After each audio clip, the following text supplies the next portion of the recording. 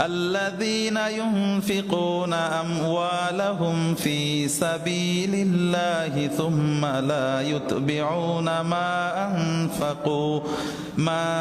أنفقوا منا ولا أذى لهم أجرهم عند ربهم ولا خوف عليهم ولا هم يحزنون। পরের আয়াতে আল্লাহ রাব্বুল আলামিন বলেন, কিন্তু যারা আল্লাহর রাস্তায় ধন সম্পদ ব্যয় করার পরে, আল্লাহর রাস্তায় দান করার পরে মানুষদেরকে খোটা দেয়, এরকম আল্লাহর বান্দা দুনিয়ায় আছে না নেই? দান করে কিন্তু পরক্ষণে যখন কোন রকম সমস্যা হয় তখন আবার ওই দানের খোটা দেয়। বিশ্বনবী সাল্লাল্লাহু আলাইহি ওয়াসাল্লাম এদের সম্পর্কে বলেছেন, যারা দান করার পরে খোটা দেয় অথবা দান করার পরে আবার ফিরিয়ে নেয়, এদের উদাহরণ হচ্ছে ওই কুকুরের মতন, যে কুকুরটা বমি করে, নিজে বমি করার পরে আবার ওই বমিটা খেয়ে ফেলে। বুঝতে পারলেন?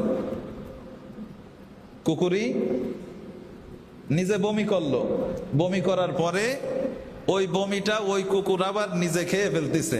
আল্লাহ নবী বললেন, যে ব্যক্তি দান করার পরে খোঁটা দেয় অথবা দান করার পরে ওই দানের জিনিসটা আবার ফেরত চায়, এই লোকটা হচ্ছে ওই কুকুরের মতো। এই জন্য আমরা আল্লাহ রাব্বুল আলামিনের খুশির জন্য একমাত্র দান করব। দান করব তো করব, ওই দান আর ফেরত নেওয়া যাবে না।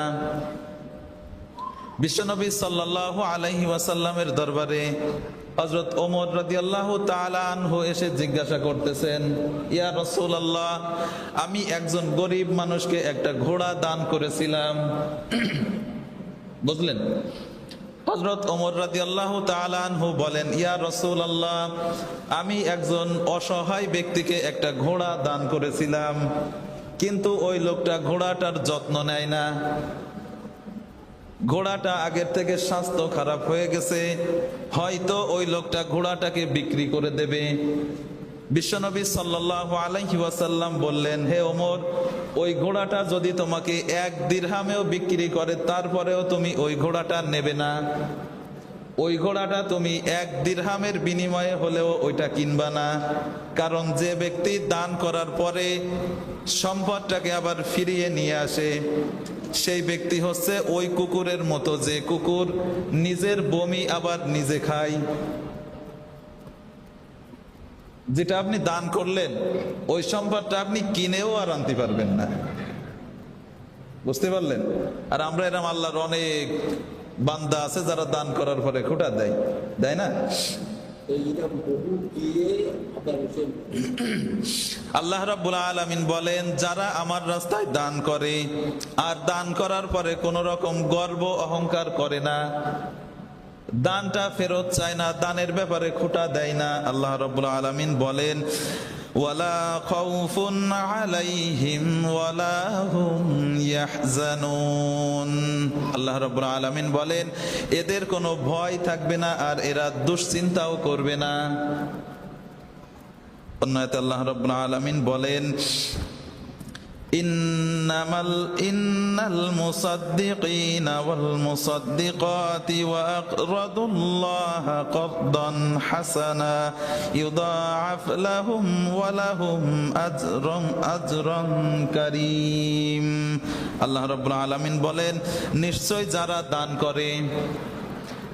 যারা দান করে, এই দানশীল পুরুষ হোক আর নারী হোক, এবং যারা আল্লাহর খুশির জন্য উত্তম ঋণ দান করে, কর্জে হাসানা যেটাকে বলে, যারা মানুষকে দান করে, যে সমস্ত পুরুষ এবং মহিলারা এবং আল্লাহর খুশির জন্য মানুষকে ঋণ দেয়, আল্লাহ রাব্বুল আলামিন বলেন, আল্লাহ রাব্বুল আলামিন তাদের ওই সম্পদকে বহুগুণে বৃদ্ধি করে দেন।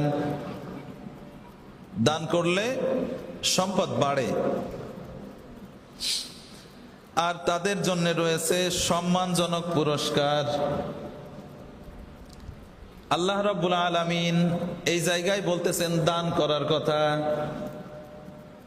আমরা তো দান তো করি না।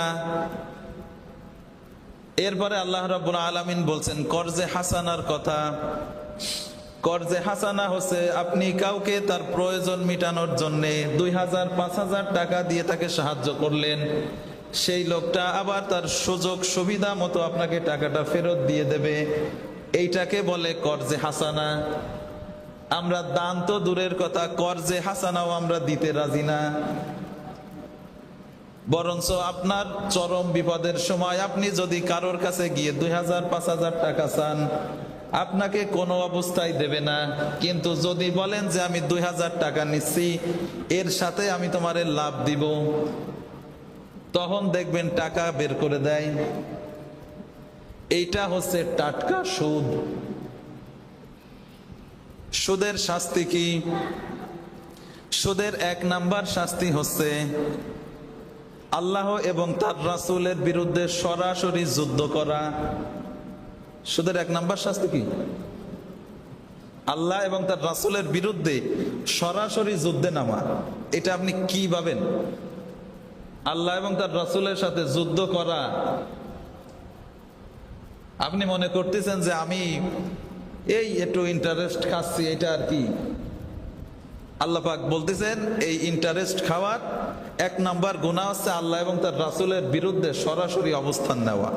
আল্লাহ এবং তার রাসূলের বিরুদ্ধে সরাসরি যে কয়জন অবস্থান নিছে তার ভিতরে অন্যতম হচ্ছে নমরুদ, ফেরাউন। তাহলে আপনি এদের পর্যায়ে বুঝতে পারতেছেন, নমরুদ ফেরাউন এরা যদি জাহান্নামে যায়, আল্লাহ আপনারে জামাই আদর করে জান্নাত দেবে? দেবে? প্রশ্নই আসে না। আর এই সুদের সবচাইতে ছোট শাস্তিটা হচ্ছে নিজের মায়ের সাথে জেনা করা। সবচাইতে ছোট শাস্তি হচ্ছে নিজের মার সাথে জেনা করা।